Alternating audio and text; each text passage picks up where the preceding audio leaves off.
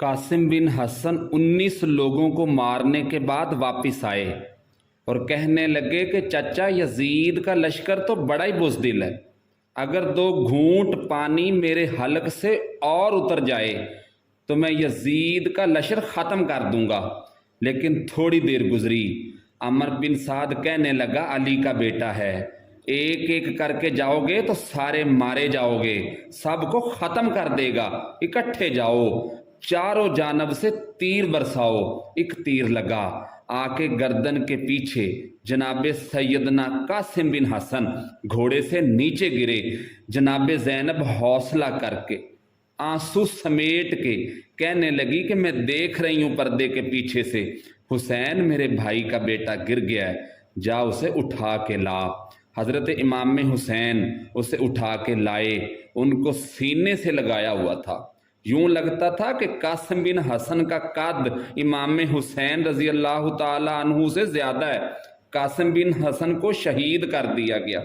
जनाब इमाम हुसैन के बड़े बेटे जिसका नाम अली अकबर है, अब वो भी मैदान में निकलने को तैयार हैं। जिन लोगों ने हजूर को नहीं देखा था ना, जब वो लोग पूछते थे कि बताओ हजूर किस तरह के थे, तो बताया जाता था कि जनाब अली अकबर का दीदार कर लो। और जब जनाब अली अकबर गलियों में निकलते थे तो औरतें छतों पे चढ़ जाती थीं और उनका दीदार करती थीं। जनाब अली अकबर तलवार लेके मैदान में निकले, बड़े लोग मारे, फिर एक तीर उनके गले में भी लगा और जब वो गिरे ना ज़मीन पे तो जनाब इमाम हुसैन दौड़े आए और जब तशरीफ़ लाए तो उनके गले से तीर खींचा। और आपने एक जुमला लिखा है साहब तबरी ने, आपने फरमाया उसने हद कर दी कि जब इमाम हुसैन ने तीर खींचा ना तो आपकी आंखों में आंसू आए। आपने कहा काश आज जनाब इब्राहीम मेरे सामने होते, मैं उनसे कहता कि आपने तो बेटा ज़िबा करते वक्त आंखों पे पट्टी बांधी थी, देखो मैं खुली आंखों से बच्चे ज़िबा कर रहा हूँ। जनाब अली अकबर शहीद हो गए। जनाब अली असगर को तो अचानक उठाया था इमाम ने, बाहर निकले, गर्दन पे तीर लगा तो 6 महीने का बच्चा था वो भी शहीद हो गया। खून उछाला आसमान की तरफ, क्या मौला देख ले, मैंने 6 महीने वाला बच्चा भी नहीं बचाया, वो भी दे दिया है।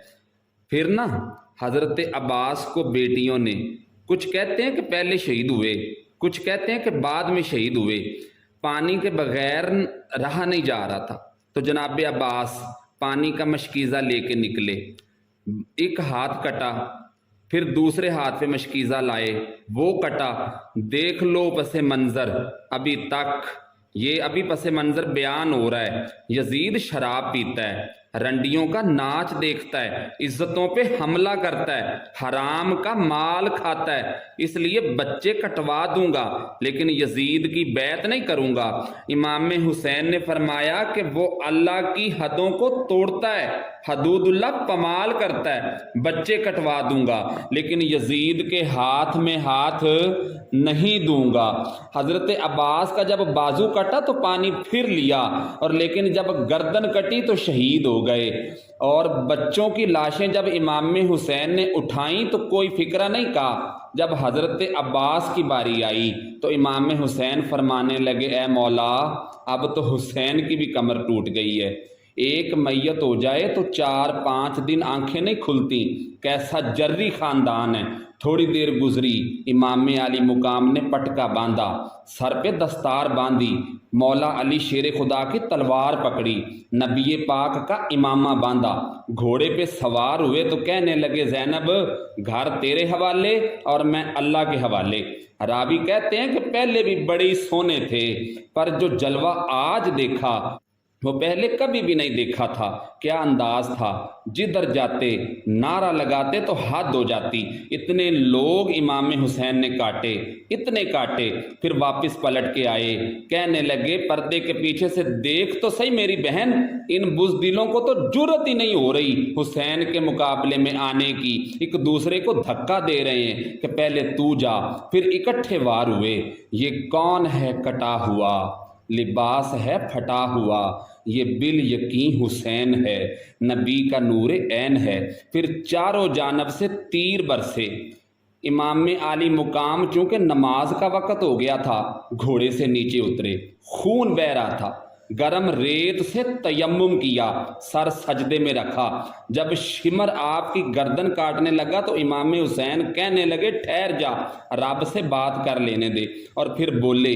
امام حسین اللہ سے کہنے لگے کہ اے مالک اب بتا حسین سے راضی ہے کہ ناراض ہے؟ تو پھر ایک آواز آئی، یا ایتھا النفس المطمئنہ ارجعی الی ربک راضیۃ مرضیہ۔ فرمایا نفس مطمئنہ تو واپس آ جا، تو اللہ سے راضی ہے، اللہ تجھ سے راضی ہو گیا۔ امام حسین شہید ہو گئے۔ پھر یہ قافلہ امام حسین کا سر کاٹ کے نیزے پہ رکھا ہے، جسم کربلا میں پڑا ہے، عورتوں کو گھوڑوں پہ بٹھا کے لے جایا گیا یزید کے دربار میں۔ یزید ایسا بدبخت ہے جو نبی پاک کے گھرانے کے بارے میں بری بات کرے، ہم اس کو امام کیسے مان لیں؟ لوگ کہتے ہیں کہ جو بیت اللہ میں وہ اچھا ہوتا ہے، تو میں تو کہتا ہوں کہ بیت اللہ میں تو 360 بت بھی تھے، کیا وہ بھی اچھے تھے؟ مدینے میں 360 منافق رہے، سورۃ المنافقون بھی نازل ہوئی، تو کیا وہ 360 منافق بھی اچھے تھے؟ یزید چھڑیاں مار رہا تھا امام حسین کے لبوں پہ، تو نعمان بن بشیر صحابی رسول تھے، بول پڑے، کہنے لگے او یزید بدبختہ پیچھے ہو جا، مجھے اللہ کی عزت کی قسم ہے میں نے سینکڑوں بار نبی پاک کو ان ہونٹوں کو چومتے دیکھا ہے۔ یزید کے پاس جب لشکر پہنچا تو کہنے لگا دیکھو اللہ نے مجھے عزت دی ہے اور میرے مخالفوں کا کیا حال ہوا ہے۔ بی بی زینب بول پڑی، اتنے صدمے سہے لیکن آواز توانا ہے، جاندار ہے۔ اس آواز میں بولنی کہ پہلے قرآن مجید کی تلاوت کی، فرمایا وَتُعِزُّ مَن تَشَاءُ وَتُذِلُّ مَن تَشَاءُ بِیَدِکَ الْخَیْرُ اِنَّکَ عَلیٰ کُلِّ شَیْءٍ قدیر۔ وہ بولی تو کہتا ہے کہ میں کامیاب ہو گیا ہوں، یہ تیری حکومت 4 دن کی ہے، 4 دن بھی نہیں گزریں گے پھر تجھ پہ کوئی لعنت بھی نہیں برسائے گا، لیکن حسین کا نام قیامت تک خطبوں کے اندر منبر پہ پڑھا جائے گا۔ جب سیدہ زینب بول رہی تھیں تو حضور کے نبینہ صحابی بھی پاس بیٹھے تھے، انہوں نے نعمان بن بشیر سے کہا ہاتھ ہلا کے کہ کیا علی آ گئے ہیں؟ یہ علی کی آواز لگتی ہے، جبریل امی بول رہے ہوں جیسے، حکمت کی گوہر کھول رہے ہوں جیسے، دربار دمشق میں بی بی زینب کا خطاب منبر پہ علی بول رہے ہوں جیسے۔ کربلا والا قافلہ مدینے پہنچ گیا۔ 3 سال یزید نے حکومت کی، شراب عام ہو گئی، مکے پہ حملہ ہوا، خانہ کعبہ کا غلاف جلا، مسجد نبوی پہ حملہ کیا۔ 3 دن یزید نے مسجد نبوی کے اندر گھوڑے باندھے۔ یزید کل بھی رسوا تھا، یزید آج بھی رسوا ہے، لیکن امام حسین کا نام کل بھی زندہ تھا اور امام حسین کا نام آج بھی زندہ رہے گا، اور قیامت کی صبح تک امام حسین کا راج دلوں میں رہے گا۔